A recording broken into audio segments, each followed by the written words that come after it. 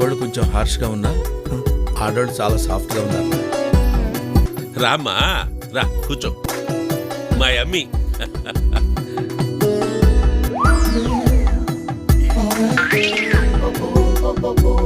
అరే అన్నా అమ్మాయి బాగానే ఉంది కానరా, ఈ పెళ్లి ఒప్పుకున్నావంటే మనుషుల రక్తంతో కాళ్ళు కడుక్కోవాలి, గాడిద రక్తంతో మొహం కడుక్కోవాలిరా. అమ్మాయి గారు ఆ సుబ్బారెడ్డి దొరికినాడమ్మా. రేయ్ నిన్ను నీ తల్లి అన్నా నేను భయపెట్టి ఊడు పుట్టలేదన్నావు కదా, ఈ ఊర్లో పుట్టాడను.